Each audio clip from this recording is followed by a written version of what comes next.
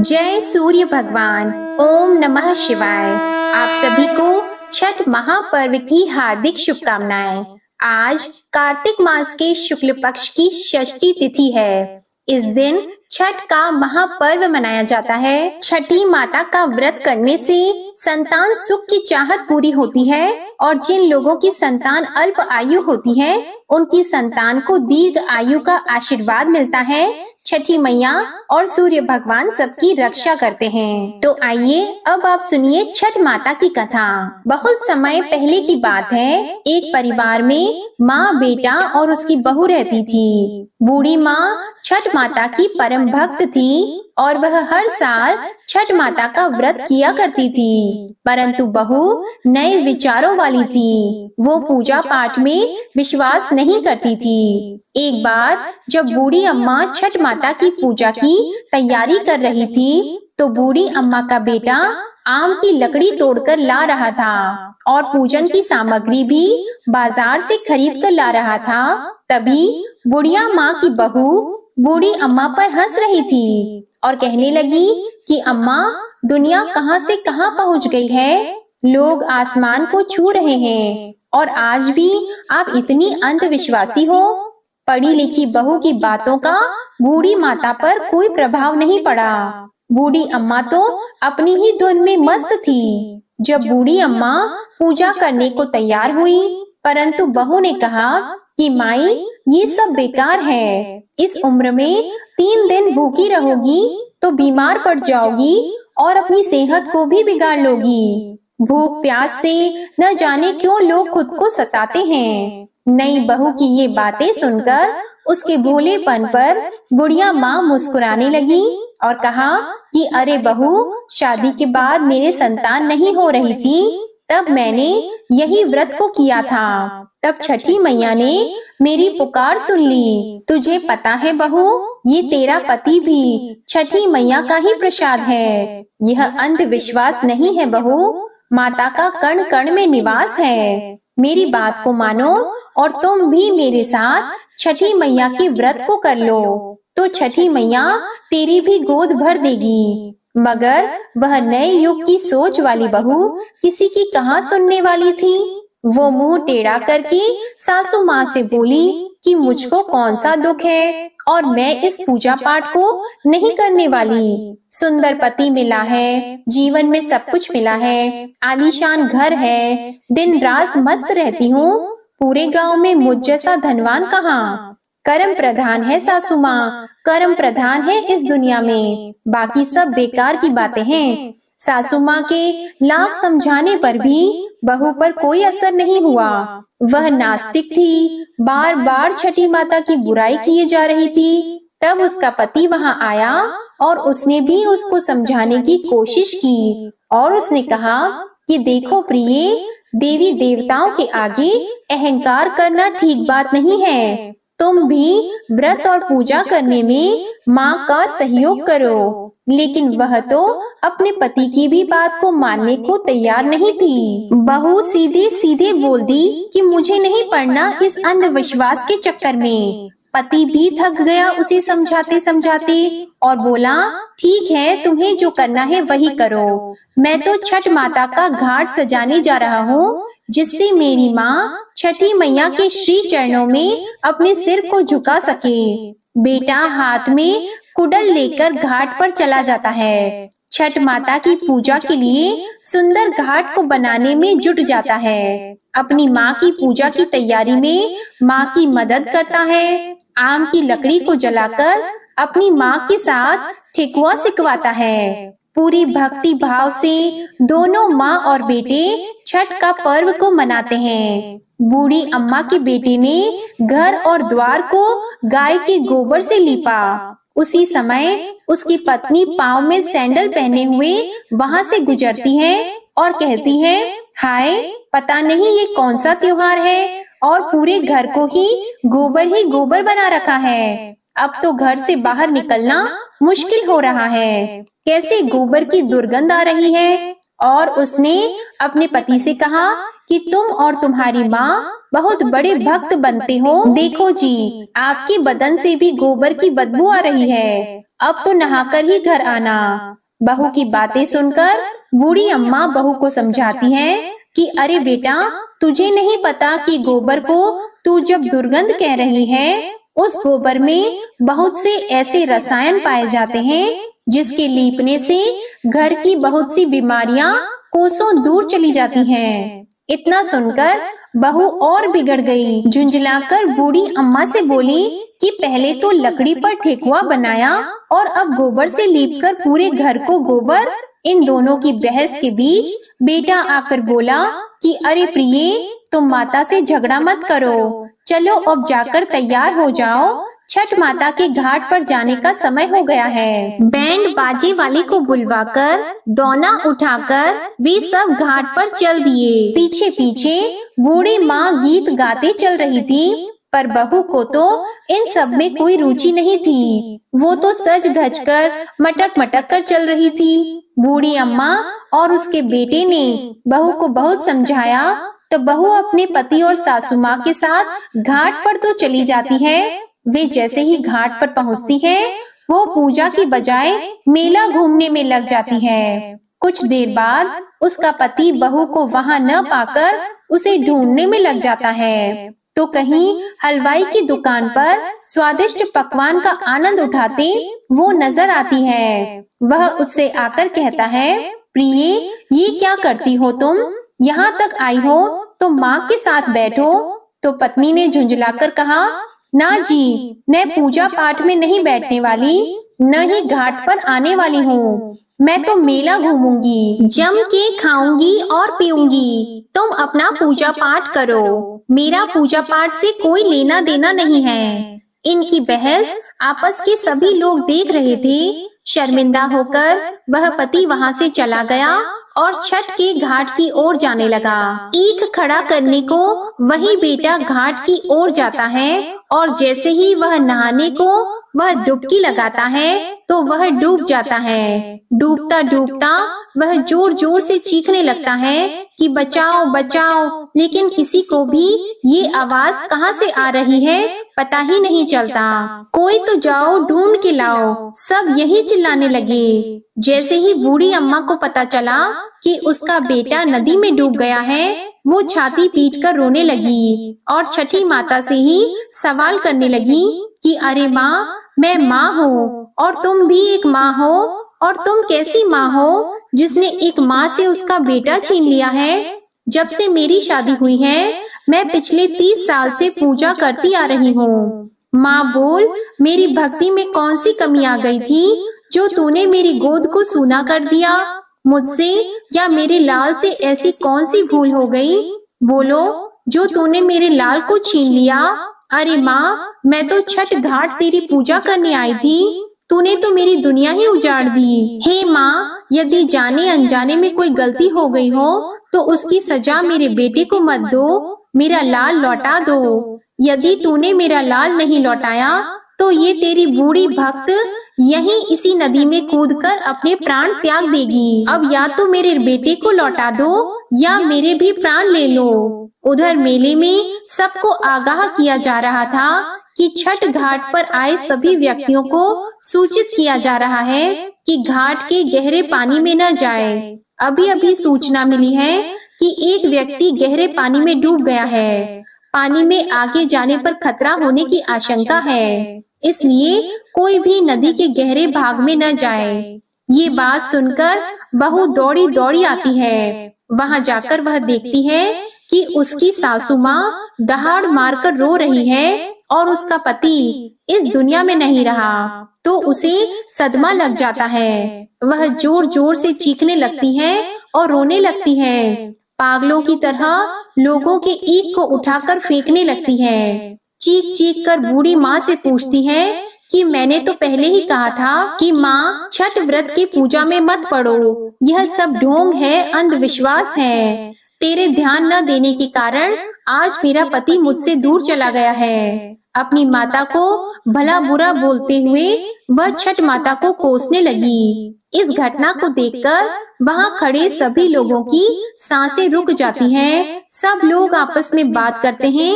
कि बेचारी के साथ बहुत बुरा हुआ, और मन ही मन सभी लोग छठ माता को पुकारने लगते हैं कि हे माँ, इस बुढ़िया माँ की पुकार सुन लो।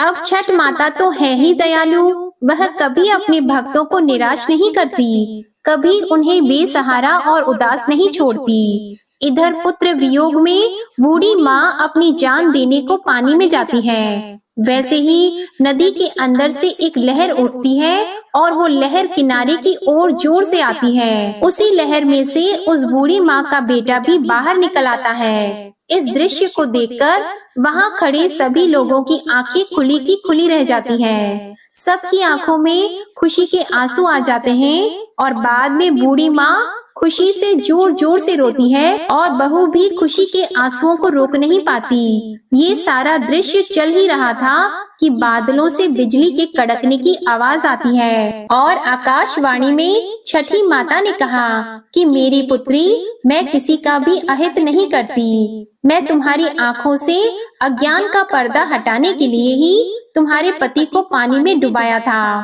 पुत्री, मैं सदैव अपने भक्तों की रक्षा करती हूँ। इस कलयुग में जो भी भक्त मेरी पूजा सच्चे मन से करता है, मैं उसकी सभी मनोकामना को पूरा करती हूँ। इतना कहकर छठी माता अंतर ध्यान हो गई और वहाँ खड़े सभी भक्तों ने छठी माता के नाम के जयकारा लगाया। अब बहू को भी पछतावा होता है और वो भी अब से छठी माई पर विश्वास करने लगती है। उसने भी छठी माता का व्रत किया और उनकी पूजा करने के लिए वो घाट पर आई और सास, बहू और बेटे ने खुशी खुशी सब मिलकर छठ माता की पूजा की। हे छठी माता, आपने जैसी बहू और सास पर अपनी कृपा की, वैसी ही सभी पर अपनी कृपा बनाए रखना। प्रेम से बोलिए छठी माता की जय। इस व्रत के पूर्ण फल को प्राप्त करने के लिए अब आप सुनिए सूर्य नारायण भगवान की कथा। प्राचीन काल में एक राजा था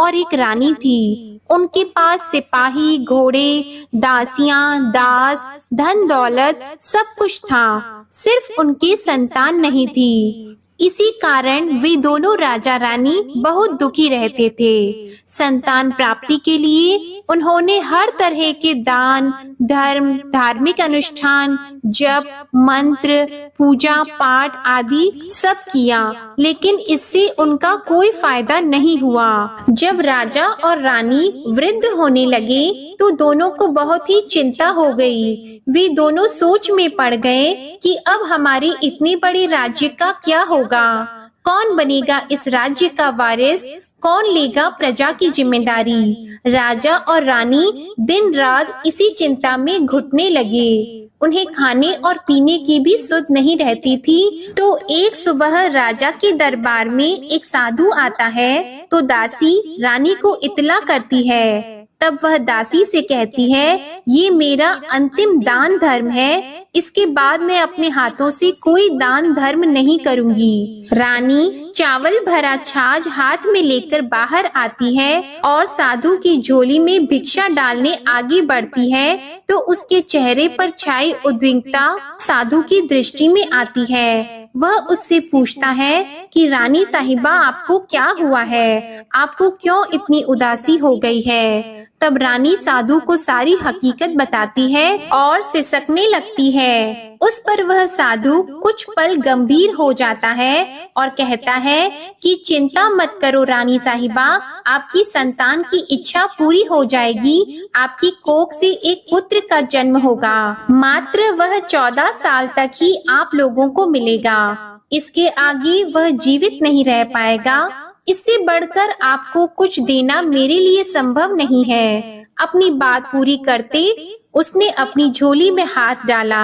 झोली में हाथ डालकर थोड़ी सी भभूत निकालकर उसने रानी को दी और कहा, आप और महाराज दोनों इसे बांटकर ग्रहण कर लेना, तुम्हें जल्द ही पुत्र की प्राप्ति होगी। और वह साधु अपनी राह को चला गया। उसके जाने के बाद रानी सोचने लगी कि 14 साल तो 14 साल ही सही, उतने समय के लिए हमें पुत्र तो मिलेगा, यही काफी है। उतने साल तक मैं उसे जी जान से बड़ा करूंगी, उसे ढेर सारा प्यार और दुलार करूंगी, अपनी संतान की मुराद पूरी करूंगी। उस रात अपना सारा राज गाज खत्म करके राजा जब रानी के महल में गए तो रानी ने राजा को सारी बात बता दी और साधु की दी हुई भभूत राजा को दिखाकर बोली कि साधु महाराज ने ये भभूत हम दोनों को ग्रहण करने के लिए दी है। राजा बोले, इतना दान और धर्म किया, जप और तप किया, उसका कोई फल नहीं मिला। अब इस भभूत से हमें क्या संतान प्राप्त होगी? उस पर रानी बोली, जब इतना सब कुछ कर लिया तो अब ये भी सही, क्यों हम उस साधु के क्रोध को बुलावा दें? राजा को अब किसी बात पर विश्वास नहीं था, पर रानी को दुख ना पहुँचे इसलिए वह राजी हो गया और राजा रानी दोनों नहाते धोते हैं, फिर अपने भगवान का नाम का स्मरण करते हैं, अपने पुरखों को स्मरण करते हैं और उस साधु महाराज का नाम स्मरण करके वह भभूत बांटकर दोनों खाते हैं। उसके बाद दोनों निश्चित होकर सो जाते हैं। तो कुछ दिन गुजर जाते हैं और साधु द्वारा कहे अनुसार रानी गर्भवती हो जाती है। उस पर राजा और रानी दोनों की खुशी गगन में नहीं समाती। राजा रानी से बोलते हैं, महारानी सचमुच साधु महाराज की कृपा हो गई। तो 9 महीने बाद रानी ने एक सुंदर पुत्र को जन्म दिया। राजा ने बड़ी धूमधाम से पुत्र का नामकरण किया। सारे राज्य में 8 दिन तक अनशन तर्पण रखा, उत्सव मनाया गया। आप पुत्र की कुंडली देखने के लिए राज्य के सबसे विद्वान पंडित जी को बुलाया गया। जो कुंडली देखकर पंडित जी बड़े चिंतित हो गए, कहने लगे, महाराज हमारा राजपुत्र सिर्फ 14 साल तक हमारे पास रहेगा। राजा को इस बात की भनक तो थी ही, रानी को भी साधु महाराज की बात याद थी। दोनों चुप रह जाते हैं। उसके बाद राजा और रानी बड़े प्यार से बेटे की परवरिश करते हैं, उसकी हर ख्वाहिश पूरी करते हैं और थोड़े समय के लिए ही सही भगवान ने संतान की अपनी मुराद पूरी कर ली। इससे वे समाधान मानते हैं। राजपुत्र दिन प्रतिदिन बड़ा होता है। जब वह 7 साल का हो जाता है तो राजा एक अच्छे गुरु की नियुक्ति करके उसे पढ़ाई लिखाई घुड़सवारी आदि 12 विद्याओं का शिक्षण देते हैं। जब वह सब शास्त्र विद्या में पारंगत हो जाता है और 12 साल की उम्र का हो जाता है तब एक अच्छी सी राजकन्या खोजकर उसकी शादी करा देते हैं। तो 2 और साल बीत जाते हैं। बेटा 14 साल का हो जाता है। एक दिन राजपुत्र राजा से बोलता है, पिताजी मैं अपना सारा राज्य घूमकर देखना चाहता हूँ। आज तक मैंने सिर्फ इस रजवाड़े के अतिरिक्त कुछ देखा नहीं है। बेटे की बात सुनकर राजा चिंतित हो जाते हैं, क्योंकि पुत्र को 14वां साल शुरू हुआ ही था। अब कोई अनहोनी होने का वक्त नजदीक आ पहुंचा था, लेकिन राजा यह सब बातें पुत्र को बता नहीं सकता था। राजा अपने चेहरे पर खुशी लाकर बेटे से कहता है कि हाँ जरूर जाओ बेटा, तुम्हें अपना सारा राज्य घूमकर देखना चाहिए, कहाँ क्या है ये सब जानना चाहिए। कल मेरे बाद तुम ही को तो राजा बनना है। मात्र एक बात का ध्यान रखें, तुम जहाँ जा रहे हो, क्या कर रहे हो, ये बात अपनी पत्नी को नहीं बताना। पुत्र कहता है, ठीक है पिताजी, आपने जो कहा है मैं वैसा ही करूँगा। राजपुत्र दिन भर अपनी पत्नी के साथ रहता है, खुशियाँ मनाता है और रात को 12 बजे वह उठकर बाहर चला जाता है। फिर सुबह होने से पहले वापस अपने महल में आकर सो जाता है। ऐसा बहुत दिनों तक चलता रहा और पुत्र का 14वां साल खत्म होने में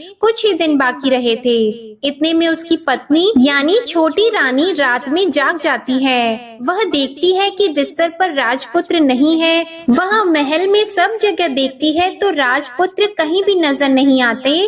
तो वह क्या करती, किससे कहती? वह चुपचाप रहती है। फिर वह सुबह होने पर देखती है कि उसका पति अपनी जगह सोया हुआ है। वह पति से कुछ नहीं पूछती है, लेकिन दूसरी रात भी जब वैसा ही होता है, तीसरी और चौथी रात और कुछ दिनों तक ऐसा ही चलता रहता है, तब रानी बहुत ही चिंतित हो जाती है। उसके मन में ढेर सारे सवाल उठते हैं, लेकिन उसे पूछने में डर लगता है। शायद पति गुस्सा कर बैठे, सास ससुर उससे पूछने के बारे में सोचा तो उसकी कुल मर्यादा बीच में आ जाती थी। तो इस तरह वह मन ही मन घुटती रहती थी। इस हालत में उसे खाने पीने में दिलचस्पी नहीं होती थी। वह दुबली पतली हो जाती है। तो उस राज्य में फूल बेचने वाली एक बूढ़ी मालिन थी। वह हमेशा छोटी रानी को फूल देने उसके महल में आती थी। उस बुढ़िया का ध्यान छोटी रानी पर पड़ जाता है। वह उससे पूछती है, बेटी तुम्हें किस बात का दुख है? तुम इस तरह सूख कर कांटा क्यों बनी हो? उस पर रानी कहती है, क्या बताऊं तुम्हें अम्मा, तुम्हारा राजपुत्र हर रात्रि को बाहर चला जाता है और सुबह वापस लौट कर आ जाता है। वह कहाँ जाता है, क्या करता है, यह सोच सोच कर मैं अन्न जल ग्रहण नहीं कर पाती हूँ और सूख सूख कर इस तरह कांटा बन रही हूँ। बुढ़िया सब बात सुनकर उसे एक उपाय बताती है कि बेटा ऐसा करना, आज रात को तुम सोना मत, उसके पीछे जाकर देखना कि वह कहाँ जाता है, क्या करता है और उसकी अच्छी तरह से पहरेदारी करना। तो छोटी रानी बोली कि अगर मुझे नींद आ गई तो बुढ़िया बोली कि तुम्हें नींद ना आए इसलिए एक काम करना, अपने बाएं हाथ की उंगली में एक जख्म कर देना, उस पर थोड़ी सी मिर्ची छिड़कना, उससे तुम्हें बड़ी जलन होगी और उस पीड़ा से तुम्हें रात भर नींद नहीं आएगी। रानी बुढ़िया के कहे अनुसार वही करती है। उंगली की जलन से उसे बड़ी देर तक नींद नहीं आती, लेकिन बाद में वो सो जाती है। दूसरे दिन सुबह बुढ़िया फूल लेकर उसके महल में पहुंचती है और पूछती है, क्या हुआ बेटी, क्या तुम देख पाई कि पति कहाँ जाता है? रानी कहती है, नहीं अम्मा, पहले कुछ समय जलन के कारण मुझे नींद नहीं आई, पर कुछ देर के पश्चात मैं सो गई। बुढ़िया कहती है, कोई बात नहीं, आज तुम उंगली पर पहले से थोड़ा बड़ा जख्म करना और ज्यादा मिर्च लगाना। तो रानी ने वैसा ही किया, परंतु वह सिर्फ पति को बाहर निकलते हुए देख पाती है, उसके पीछे नहीं जा सकती क्योंकि उसे फिर से नींद आ जाती है। दूसरे दिन सुबह बुढ़िया आती है तो उसके पूछने से पहले ही रानी रोककर कहती है, अम्मा, मैं आज भी उसकी पहरेदारी ठीक तरह से नहीं कर पाई। बुढ़िया कहती है, रोना नहीं बेटी, सब कुछ ठीक हो जाएगा। तुम आज रात जख्म और बड़ा करना और उस पर ज्यादा मिर्ची लगाना और एक काम करना कि जब वह जाने के लिए निकलता है तब उसका रास्ता रोकना। बुढ़िया ने जैसा बताया रानी ने वैसा ही किया। आज रात उसे नींद नहीं आती है। पति जब रात को महल से निकलने के लिए चलने लगता है तो वह बुढ़िया ने जैसा बताया वैसे ही करती है। दौड़कर जाकर पति का रास्ता रोकती है और कहती है, कहाँ जा रहे हो, किससे मिलने जा रहे हो, मुझे बताओ। राजपुत्र उसे समझाने की बहुत कोशिश करता है, देखो अगर मैंने तुम्हें यह बता दिया तो मैं तुम्हें दोबारा नहीं मिल पाऊंगा। रानी कहती है, कोई बात नहीं, ना मिल पाओ, लेकिन आप रात के समय कहाँ जाते हो यह मुझे बता दो। राजपुत्र निरुपाय हो जाता है। पत्नी की जिद के आगे उसकी एक नहीं चल पाती। ठीक उसी समय उसका 14वां साल खत्म हो रहा होता है, 15वां साल लगने वाला होता है। जो होता है वह हो जाने दो, यह सोचता है और कुछ चावल मंत्रों से सिद्ध करके पत्नी को देकर कहता है कि इन चावल के दानों को हाथ की मुट्ठी में पकड़ना, पहले दाएं हाथ में पकड़े चावल मेरे ऊपर फेंकना, मैं कौन हूँ तुम्हें पता चल जाएगा। बाद में बाएं हाथ में पकड़े चावल मेरे ऊपर फेंकना, मैं जैसा था तुम्हें मिल जाऊंगा। लेकिन यदि तुम बाएं हाथ के चावल मेरे ऊपर फेंकना भूल गई तो मैं तुम्हें कभी नहीं मिल पाऊंगा। रानी ने कहा, नहीं भूलूंगी। रानी बड़े आत्मविश्वास के साथ यह कहकर दाएं हाथ में पकड़े चावल पति के ऊपर फेंक देती है तो राजपुत्र एकदम एक विशाल घोड़ा बन जाता है। एकदम उम्दा सफेद गर्दन पर लंबी अयाल देखते देखते वह तेजी से दौड़ने लगता है। रानी उस घोड़े को एकदम भौचक्की होकर देखने लगती है और पति ने बाएं हाथ के चावल फेंकने की जो बात कही थी वह भूल जाती है। उसकी आंखों के सामने घोड़ा महल से बाहर निकलकर चला जाता है। घोड़ा जो महल से बाहर जाता है तो वापस नहीं आता। अब रानी को बड़ा पश्चाताप हुआ। वह स्वयं को कोसने लगती है, लेकिन अब उसका कोई फायदा नहीं होने वाला था। राजपुत्र अब वापस नहीं आने वाला था। सुबह होते ही महाराजा को सब बात पता चली। उन्हें बहुत दुख होता है। वे बिस्तर पकड़ते हैं और राह देखते हैं कि एक दिन उनका बेटा वापस आ जाए। इस तरह 1 महीना गुजरता है, 3 महीने गुजरते हैं, आखिर 6 महीने पूरे हो जाते हैं। राजपुत्र का कोई अता पता नहीं चलता।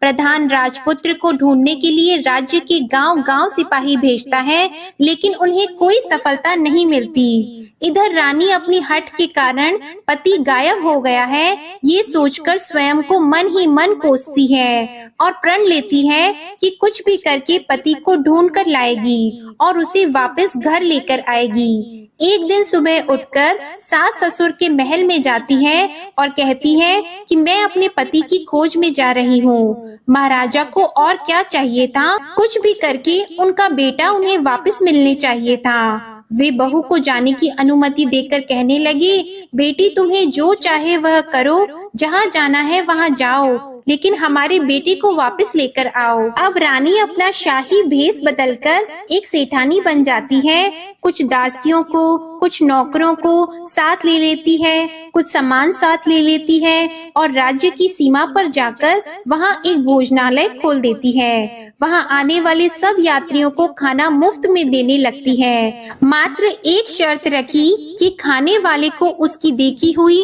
कोई अजीब चीज उसकी मालकिन को यानी राजकन्या को बतानी पड़ेगी, तो वहाँ आने वाला हर नागरिक अपनी तरफ से मैंने ये देखा, मैंने वह देखा कहकर वहाँ से मुफ्त खाना खाकर जाता था। परंतु रानी को जो बात चाहिए थी वह अब तक नहीं मिली थी। ऐसे ही कुछ दिन बीत गए तो रानी के महल में फूल लेकर जाने वाली बुढ़िया के एक बेटा और बहू थे।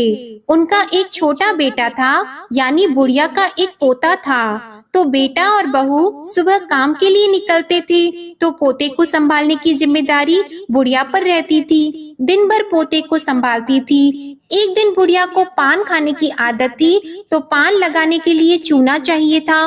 वह उसे तैयार करने के लिए सीपियां लेकर आई। इन सीपियों को भूनने के लिए गोबर के कंडे चाहिए थे। कंडे इकट्ठा करने के लिए वह बांस की टोकरी लेकर चरवाहे के मैदान में गई। वहाँ बहुत सारे कंडे थे। उन्हें जमा करते करते उसे घर आने में अंधेरा हो गया। इस ओर शाम होते ही काम से वापस आकर बेटा और बहू घर पहुँचे तो देखा कि बच्चा घर पर अकेला है और रो रहा है। वे दोनों गुस्से से लाल पीले हो गए। इतने में बुढ़िया घर आ पहुँची। बेटे ने पूछा, पोते को घर अकेला छोड़कर कहाँ गई थी? बुढ़िया बताने लगी कि मैं गोबर के कंडे इकट्ठा करने गई थी। इस पर बेटा बोला, दोबारा बच्चे को अकेला घर पर छोड़कर यदि कहीं गई तो मैं तुम्हें बहुत पीटूंगा।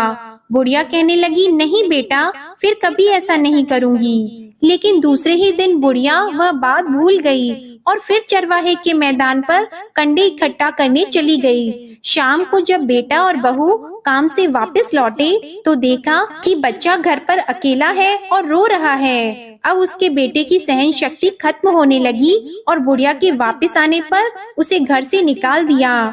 बुढ़िया रात भर घर के बाहर अंधेरे में बैठी रही और सुबह होते ही हाथ में टोकरी लेकर कंडे इकट्ठा करने के लिए निकल गई। उस दिन उस पर कंडे इकट्ठा करने का मानो पागलपन सवार हो गया था।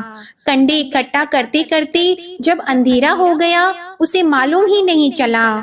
उसे जब ध्यान आया तो गांव का रास्ता भी ठीक तरह से दिखाई नहीं दे रहा था। वह अंधेरे में आंखें फाड़कर देखती देखती किसी तरह आगे निकल पड़ी तो एक कपिला गाय छन छन की आवाज करते गली की घंटी बजाते ठुमक कर उस मैदान पर आ गई। उसे देखकर बुढ़िया सोचने लगी कि इस गाय के पीछे पीछे जाऊंगी तो गांव तक पहुंच जाऊंगी। तब बुढ़िया उसके पीछे पीछे जाने लगी। वह गाय उस मैदान से लेकर एक एक करके 6 मैदान पार करती है। आखिर में वह 7वें मैदान तक पहुंचती है तो क्या होता है कि उस मैदान पर एक बड़ा सा पत्थर है। गाय जाकर उस पत्थर को अपना सींग मारती है। जब गाय ने सींग मारा तो वह पत्थर दूर हट गया और पाताल में नीचे जाने की सीढ़ियां दिखाई देने लगी। तब वह गाय उन सीढ़ियों से नीचे जाने लगी। बुढ़िया वह सब देख रही थी और झट से जाके गाय की पूंछ को पकड़ लिया। वह गाय के साथ नीचे पाताल में पहुंच गई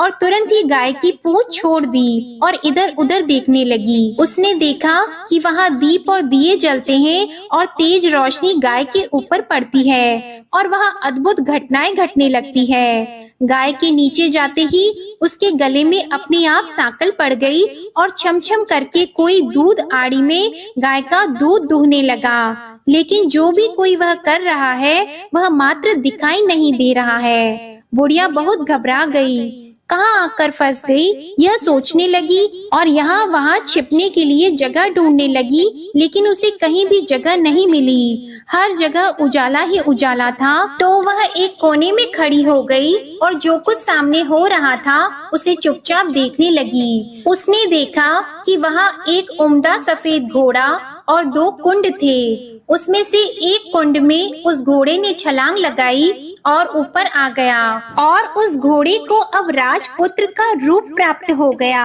उसने दूसरे कुंड के पानी में स्नान किया, वहाँ रखे नए कपड़े पहने और नजदीक ही एक सुंदर पलंग था, उस पर आकर वह बैठ गया। उसके सामने अपने आप 5 पकवानों की थाली आ गई, दूध की एक प्याली भी आ गई, 5 सुपारी आ गई। उसके सामने एक दिया जलता रहा और राजपुत्र ने खाना खाया, पानी पिया, 5 सुपारी खाई और बिस्तर पर लेट जाने से पहले सूर्य देव का स्मरण करके सामने जलते हुए दिए से पूछा, हे दीपंकर, मेरे माता पिता क्या कर रहे हैं? दिया बताने लगा, बेटे के शोक में डूबे हैं। राज कौन संभाल रहा है? तो उसने बोला कि राज्य प्रधान संभालते हैं। उसने पूछा कि मेरी पत्नी क्या करती है? तो दिए ने बोला कि उसने चौराहे पर भोजनालय शुरू किया है और आते जाते लोगों से वह नई खबर के बारे में पूछती रहती है। दिए के यों कहते ही राजपुत्र कहने लगा कि ठीक है। उसके बाद वह सो गया। बुढ़िया कोने में खड़ी हुई सब देख रही थी। ऐसी अद्भुत घटना उसने जिंदगी में पहली बार देखी थी। उसे अंदर ही अंदर चुलबुलाहट होने लगी। वह अपनी भूख प्यास भूल गई और आगे क्या होता है कि उसे उत्सुकता से देखने लगती है। लेकिन उसके बाद और कुछ घटनाएं नहीं घटती। रात गुजर गई और सुबह हो गई। पलंग पर सोया हुआ राजपुत्र उठा और फिर से पहले वाले कुंड में छलांग लगाई। तो अब वह फिर से घोड़ा बनकर कुंड से बाहर आ गया। वह तेजी से उच्च पाताल नगरी से बाहर निकल गया, लेकिन वह कहाँ गया बुढ़िया को कुछ पता नहीं चला। उसके बाद पिछली रात की तरह कोई उस गाय को छमछम करके दूध दोहने लगा। जैसे ही दूध दोहना खत्म हुआ, उसके गले की सांकल अपने आप खुल गई और वह गाय तेजी से ऊपर जाने लगी, सीढ़ियों की ओर भागने लगी। गाय को दौड़ता देखकर बुढ़िया सोचने लगी कि अब गाय के साथ यहाँ से ऊपर जाना ही समझदारी होगी, नहीं तो कोई मुसीबत आकर उसके ऊपर टपक जाएगी। झट से उसने गाय की पूंछ पकड़ ली और गाय के साथ ऊपर आ गई। गाय जब मैदान में पहुंची तो उस सुरंग का रास्ता अपने आप बंद हो गया और उसके मुंह पर एक बड़ा सा पत्थर पहले की तरह खड़ा हो गया। ऊपर आकर वह गाय जंगल की ओर निकल गई। इधर बुढ़िया एकदम बावली सी हो गई। उसने पाताल नगरी में जो कुछ देखा था वह जल्द से जल्द किसी को बताने के लिए उतावली हो गई। उसे एकदम याद आया कि नगर की सीमा पार कोई औरत भोजनालय चलाती है और नई बात बताने वालों को अच्छा खाना पीना मुफ्त में देती है। वह सोचने लगी कि क्यों न मैं ये बात उस औरत को जाकर बताऊं। यदि उसे ये बात पसंद आ गई तो बाकी जीवन खाने पीने की झंझट से मुक्ति मिल जाएगी। बुढ़िया ने मन में तय किया और तुरंत उस भोजनालय के द्वार पर टंगे नगाड़े के सामने खड़ी हो गई और जोर जोर से नगाड़ा बजाना शुरू कर दिया। नगाड़े का इस तरह शोर सुनकर मालकिन यानी छोटी रानी मन में प्रसन्न हो जाती है कि शायद कोई बड़ी बात लेकर यहाँ आया है। रानी सिपाहियों को आदेश देती है, जाइए और जो कोई आया है उसकी अच्छी तरह खातिरदारी कीजिए। आदेश पाते ही सिपाही नीचे दौड़ गए तो एक बुढ़िया नगाड़ा बजा रही थी। उन्होंने पूछा, क्यों नहीं बुढ़िया, क्या हुआ? क्यों नगाड़ा बजा रही हो? बुढ़िया बोली, कुछ नहीं बेटा, यहाँ खाना मिलता है ना, इसलिए आई हूँ। खाना चाहिए मिलेगा, लेकिन तुझे कोई नई बात बतानी पड़ेगी। हाँ बताऊंगी, एक बात मालूम है मुझे। इस पर सिपाही उसे अंदर लेकर गए। उनको मालकिन का आदेश था कि जो कोई बूढ़ा बुजुर्ग वहाँ आए, उनके साथ अच्छी तरह पेश आना, उनका अच्छे से आदर सत्कार करना। तो सिपाही ने उस बुढ़िया का भरपूर आदर सत्कार किया। यह उसे बड़ी सिद्ध थाली भरकर व्यंजन परोसते हैं। बुढ़िया कुछ दिनों से भूखी थी, वह खाने पर टूट पड़ी। खाना खाने के बाद सिपाही ने उसे नई साड़ी पहनने को दी। उसके बाद उसे लेकर रानी के पास आए। बुढ़िया और रानी ने तुरंत एक दूसरे को पहचान लिया। तब रानी ने बुढ़िया से कहा कि अम्मा अब बताओ, तुमने क्या नई बात देखी है? नई बात? मैंने कोई नई बात नहीं देखी है।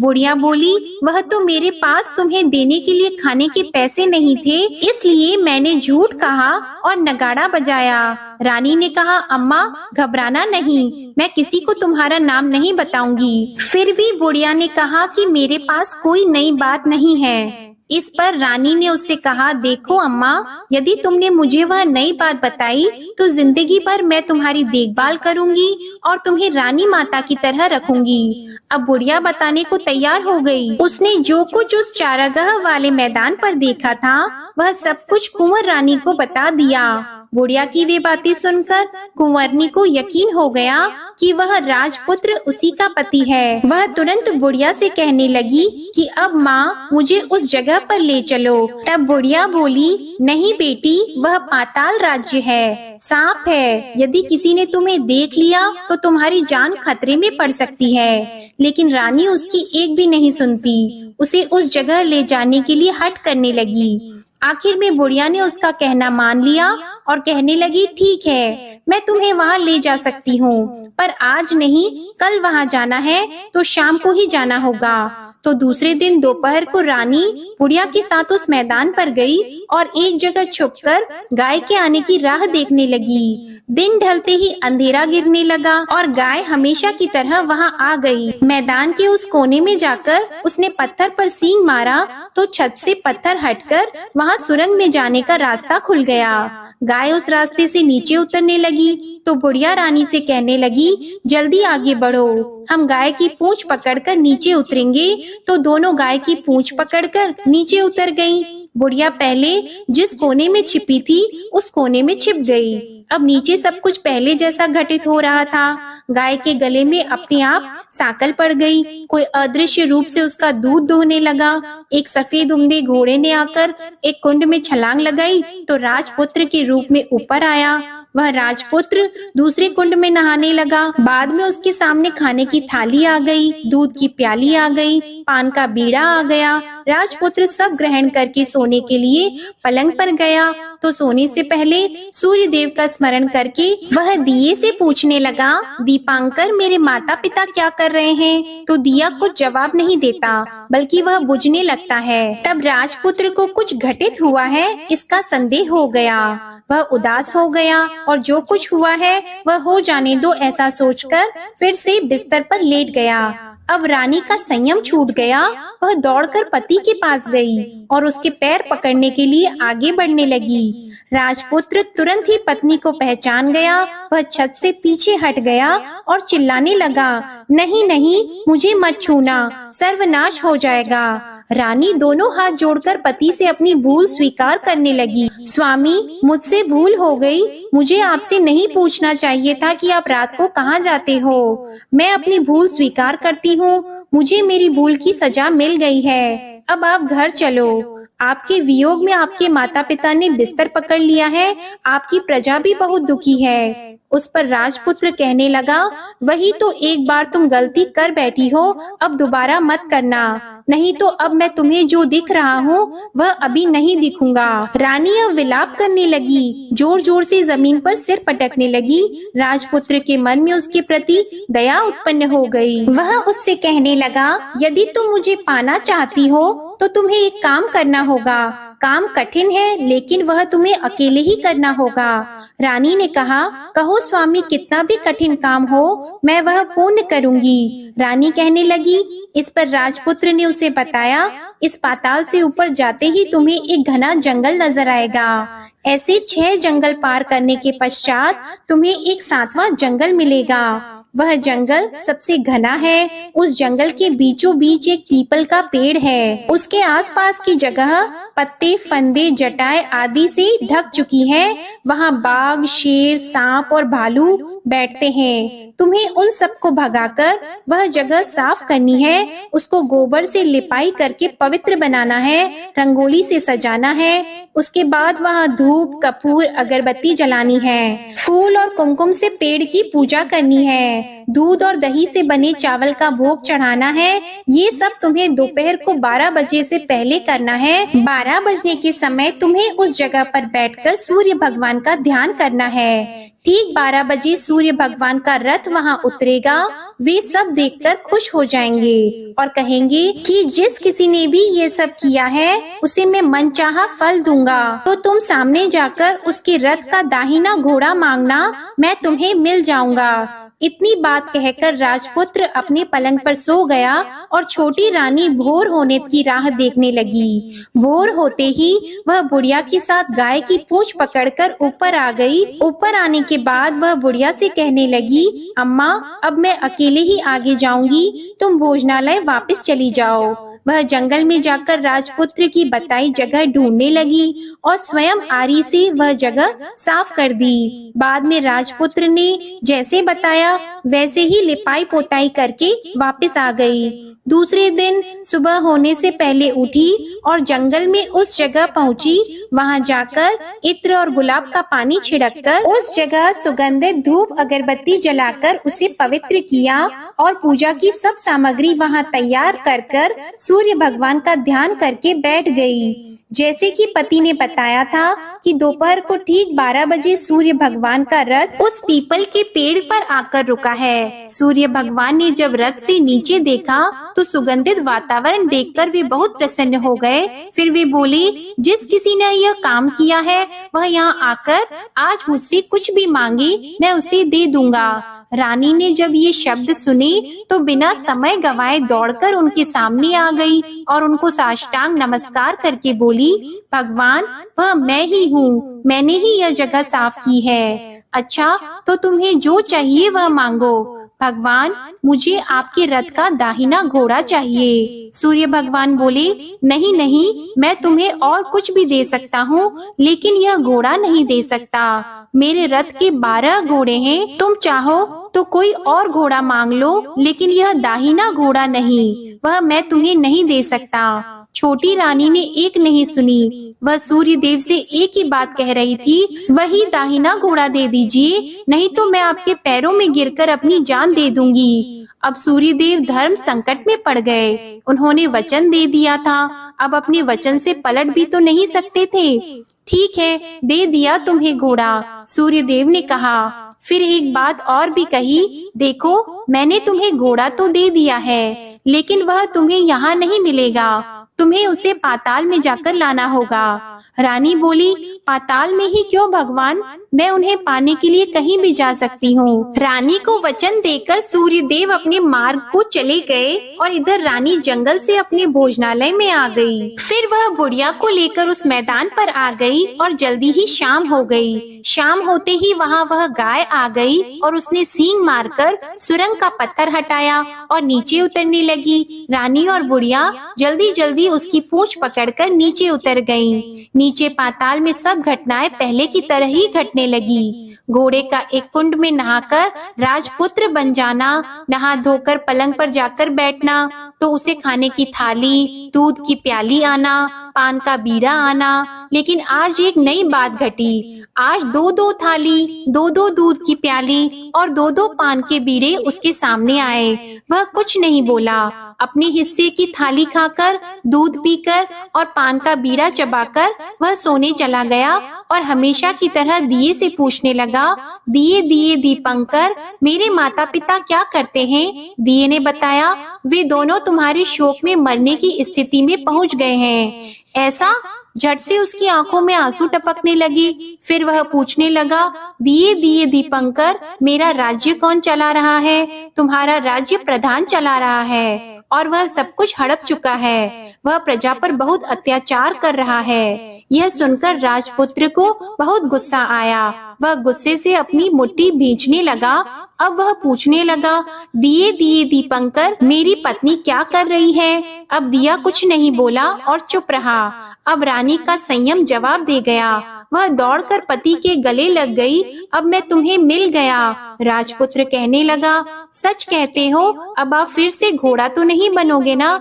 नहीं, दोबारा घोड़ा नहीं बनूंगा। तुमने जो इतने सारे कष्ट उठाए हैं मुझे पाने के लिए, इसलिए सूर्य देव ने मुझे सदा के लिए घोड़े के जन्म से मुक्त कर दिया है। राजपुत्र ने बड़े प्यार से कहा और उसे गले लगाया। उसके आंसू पोंछे और कुछ देर के पश्चात सुबह हो गई तो गाय की श्रृंखला टूटकर वह ऊपर भूलोक जाने लगी।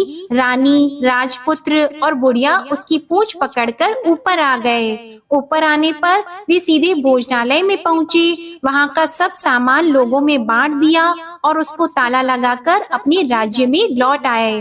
राजपुत्र वापस आता है और उसके तेवर देखकर प्रधान घबरा जाता है। राजपुत्र ने उसे बंदी बनाकर कैद खाने में डाल दिया और राज्य की बागडोर अपने हाथ में ले ली। उसके बाद वह अपने माता पिता को मिलने उनके महल में गया। तब राजपुत्र क्या देखता है कि उसके माता पिता उसके शोक में अस्थि पंजर बने हुए हैं। पुत्र को वापस आया देखकर मरणासन राजा रानी की आंखों से टप टप आंसू बहने लगे।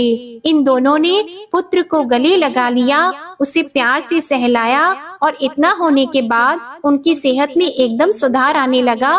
वे अब बिस्तर से उठकर बैठ गए हैं, पुत्र को आशीर्वाद देने लगे हैं। राजपुत्र के आने की खबर तुरंत ही राज्य में फैल गई। प्रजा खुशी से फूली नहीं समाई। प्रजाजन राजमहल के सामने इकट्ठा हो गए। राजपुत्र ने भी उन्हें दर्शन दिए और आज से उन्हें कोई दुख नहीं पहुंचाएगा, ऐसा वचन भी दिया। अब राजा अपने पुत्र का राज्याभिषेक करके उसे सिंहासन पर बिठाता है और बहू को महारानी का दर्जा देता है और स्वयं अपनी पत्नी के साथ ईश्वर स्मरण करते खुशी से दिन बिताता है। महाराजा बना राजपुत्र अच्छी तरह से राज्य चलाने लगा और अपनी पत्नी के साथ सुख शांति से जीवन बिताने लगा। उस बुढ़िया को रानी ने अपने ही पास रख लिया और उसकी अच्छी तरह से देखभाल करने लगी। बुढ़िया और उसके बुढ़ापे के दिन खुशी से गुजरने लगे। प्रेम से बोलिए सूर्य भगवान की जय। प्रेम से बोलिए छठी माता की जय। आज की कथा और ये वीडियो पसंद आए तो इसे लाइक करके चैनल को सब्सक्राइब करना मत भूलिएगा और कमेंट में सूर्य नारायण भगवान और छठी मैया की जय भी जरूर लिखिएगा।